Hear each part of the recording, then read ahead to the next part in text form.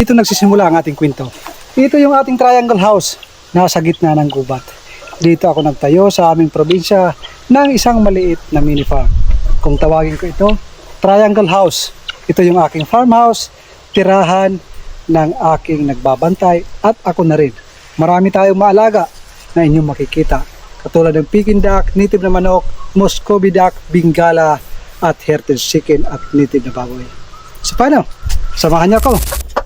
Ito yung ating saging. Pagkain lang ito ng ating mga heritage chicken. Humahabol pa oh. Ayaw ko magpakita ng ngipin, baka to kain. So ayun, para sa mga bago pala na padala sa ating YouTube channel. Ito.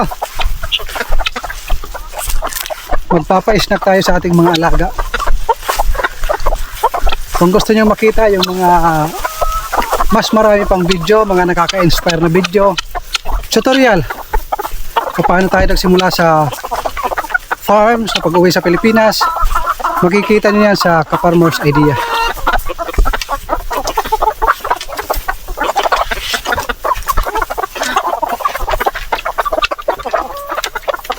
Istorbohin natin yung mga nangingitlog na heritage chicken.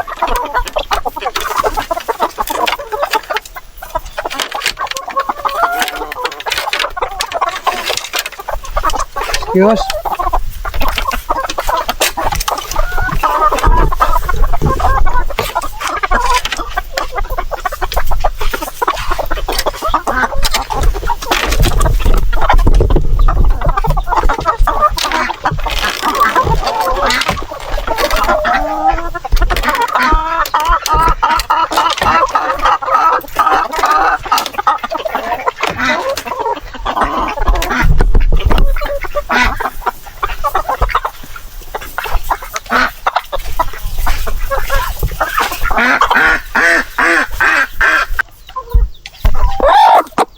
Matapang to, naglilimlim oh. Yung saging pinagtutulungan na. Dito.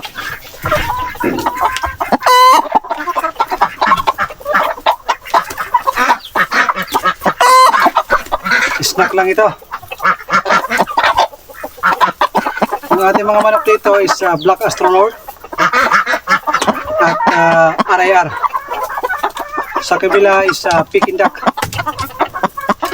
Tapos nasa labas nakagala yung ating mga native na manok. Tapos sa likod naman ng ating triangle house, nandun yung native na baboy.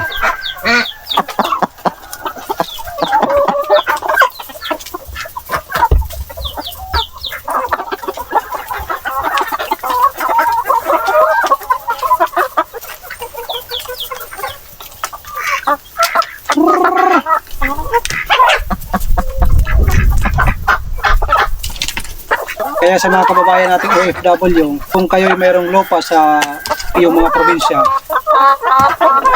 at gusto niyong bumalik sa inyong mga probinsya, magsimula sa ganitong munting negosyo, kailangan meron tayong munting kalaman. Huwag lang po tayong aasa sa commercial feeds, dahil pag umasa tayo sa commercial feeds, mga nasa 70% baka malugi. Dahil alam niyo naman, napakamahal ng commercial feeds. Ito, munting idea. Takol na saging, yung maraming buto. Napakarami ito sa ating mga probinsya. Kung gusto niyo pang makita yung mga iba pang mga organic na mas marami pang mixture, nandoon sa ating isang YouTube channel, Ka-Farmer's Idea.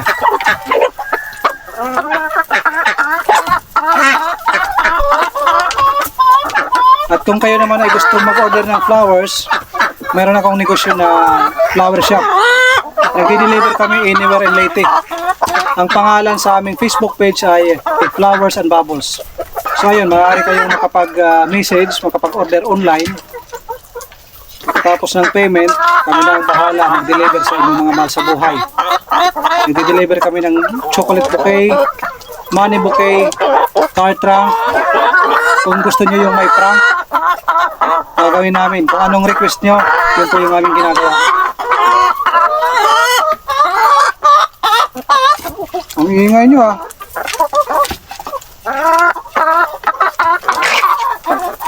Ito yung ating pikin duck, mga kaparmers. Ito yung ating pikin duck sa likod. Kita ko sa inyo.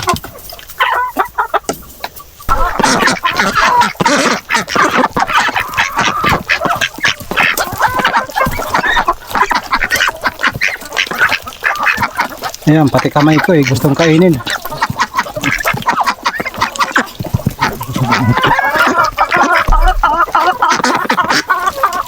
Bilis, ubos ka agad yung isa.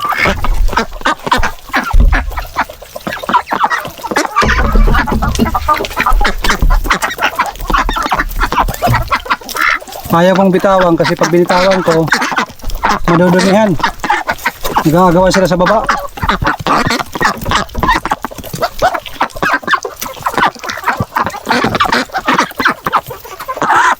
Ano? Nakakiliti. Sinubo pa yung aking daliri.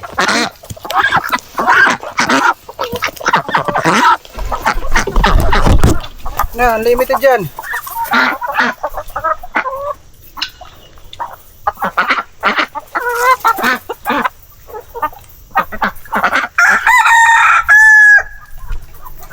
Sa awa ng Diyos, maraming bisis na rin tayo nakapag-harvest ng kanilang mga itlog.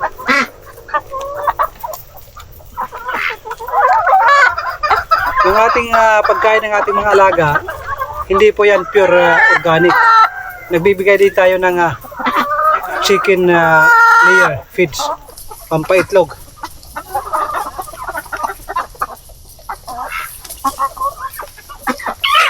Ang iba, nandun yun, busog na.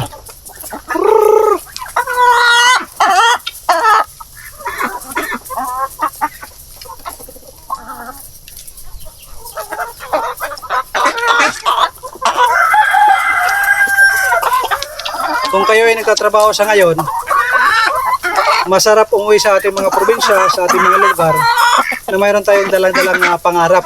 Mahirap yung umuwi tayo sa ating mga probinsya, na yung ating daladala ay yung puro lang kayabangan. Magyayabang, marami kang pera, manlilibre, inuman, kaliwat kanan, inuman, galore mga kaparmers, galore kahit saan, kaibigan pag mayroon kang pera. Pero pag wala ka ng pera, diyan nalalabas ang tunay na kulay ng iyong kaibigan. Bibihira lang yung kaibigan na nandyan sa'yo pag mayroon ka. Kaya kung nagtatrabaho ka man ngayon, isipin mo mabuti kung saan mo pupunta ang iyong pinaghirapan. Kailangan itama mo ang paggagamitan ng iyong pinagsikapan na pera. Tandaan niyo mga kababayan, huwag niyong uunahin yung huli. Unahin niyo lagi yung dapat unahin. Kayo nang bahala umintindi. So paano? Hanggang dito na lang. Isang buwig. No? Ubos.